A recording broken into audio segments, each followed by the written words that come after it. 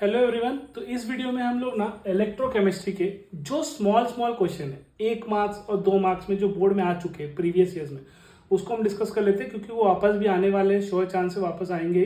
तो जो बच्चे ना पास होने का देख रहे हैं ना केमिस्ट्री में, वो इस वीडियो को देख लो। यहाँ से तुम्हारा 2 से 3 मार्क का एक क्वेश्चन हो जाएगा, गारंटी हो जाएगा। इसको अच्छे से कर लो। ये चैप्टर में जो इलेक्ट्रोकेमिस्ट्री का आप पढ़ रहे हो, इसमें सारे सेल के डायग्राम्स आपको करने, ये कंपलसरी करने हैं। उसमें 2 मार्क है तो आएगा ही आएगा। उसके अलावा जो क्वेश्चंस आ रहे हैं ना, वो मैं यहाँ पे कवर करा दे रहा हूँ, ठीक है। तो उसमें देखो, जो पहला है कोहरास लॉ है, ये 2 मार्क के लिए आएगा आपको स्टेटमेंट। तो 2 मार्क के लिए आपको क्या करना है, एट इनफाइनाइट डाइल्यूशन, आपको क्या याद रखना है, एट इनफाइनाइट डाइल्यूशन, ये कीवर्ड है। तो ईच आयन, आयन कितने होते हैं, कैटायन और एनायन दोनों क्या होंगे, माइग्रेट होंगे, और of coion and contributes to total molar conductivity of an electrolyte. तो ये मोलार कंडक्टिविटी ऑफ इलेक्ट्रोलाइट है। ये क्या हो रहा है, ईच आयन माइग्रेट होंगे इंडिपेंडेंटली, मतलब कैटायन है तो कैटायन पॉजिटिव, एनायन है तो एनायन पॉजिटिव नेगेटिव अलग अलग होंगे, is respective of each other, ठीक है, दोनों पे इंडिपेंडेंटली रहेंगे। तो उसको हम लोग बोलेंगे विच इज एसोसिएटेड। तो ये हमारा क्या हो जाएगा, each ion migrates independent coion and contributes to total molar conductivity of an electrolyte irrespective of ion, ठीक है, to which it is associated.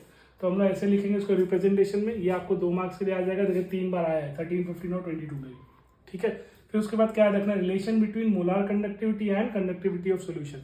इसका डायरेक्ट एक बार रिलेशन भी आया है, देखो कब आया है, जुलाई 22 में भी आया है, जो कि K/C रहेगा। तो ये क्या है, इन टर्म्स ऑफ मोल पर मीटर क्यूब है। अगर 1000 K/C है तो समझ जाना मोल पर लीटर है, मोल पर लीटर है। तो ये जुलाई 22 में आया है 1 मार्क के लिए। मार्च 23 में 2 मार्क के लिए इसी पे न्यूमेरिकल आया था, इसी फॉर्मूले पे K/C वाले पे, जहां पे K की वैल्यू दी थी 0.01 मोलार कंडक्टिविटी का ये यूनिट था, ठीक है, सिग्मा इनवर्स सेंटीमीटर इनवर्स।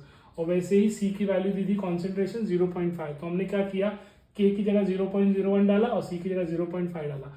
दोनों को अगर हम सॉल्व कर देंगे, इसको अगर मैंने ऊपर नीचे डिवाइड बाय मल्टीप्लाई बाय 100 कर दिया, तो ये क्या हो जाएगा 1 और ये क्या हो जाएगा 50। तो 50 डिवाइड बाय 1000 कितना हो जाएगा 20। तो that is why 20 siemens inverse centimetre square और मोल इनवर्स, ठीक है। ये आपकी मोलार कंडक्टिविटी आ गई, जो कि मार्च 23 में 2 मार्क्स के लिए आई थी, ठीक है। आई होप समझ में आ गया।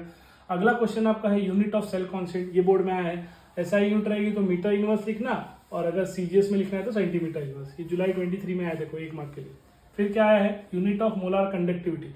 अभी हमने देखा सीमेन मीटर स्क्वायर मोल इनवर्स, ये एसआई में है, अगर सीजीएस में लिखोगे तो सेंटीमीटर आ जाएगा, जो हमने अभी सॉल्व किया, ठीक है।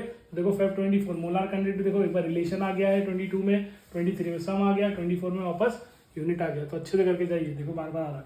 Function of salt bridge, salt bridge का फंक्शन जो हम प्रैक्टिकल्स में ऑलरेडी करते हैं, it prevents mixing of 2 solution. हमको पता है 2 बीकर रहती है, 2 बीकर के बीच में एक ऐसा यू शेप ट्यूब डालते हैं ना, उसी को सॉल्ट ब्रिज बोलते हैं। तो it prevent mixture of 2 solution, दोनों को मिक्स होने से बचाता है। Maintains electrical neutrality in both the solution by transfer of ions, दोनों सॉल्यूशन का इलेक्ट्रिकल न्यूट्रलिटी मेंटेन रखता है। जिसको कम पड़ा इलेक्ट्रॉन आगे जा कम जाएगा कर सकता है, बैलेंस कर सकता है, ताकि दोनों की न्यूट्रलिटी क्या रहे, सेम रहे। तो 2 पॉइंट कोई भी याद करना है, 1 मार्क के लिए आता है तो करके जाइएगा। रेफरेंस इलेक्ट्रोड का डेफिनेशन, ये देखिए मार्च 18, मार्च 22, जुलाई 23, 3 बार आ चुका है, तो वापस आप करके जाइए। Electrode potential is arbitrary taken as 0, electrode whose potential is arbitrary taken as 0 is known as, या एग्जैक्टली नोन, जिसका पता होगा एग्जैक्टली, तो उसको हम लोग क्या बोलेंगे, रेफरेंस इलेक्ट्रोड। डेफिनेशन 1 मार्क के लिए आया था।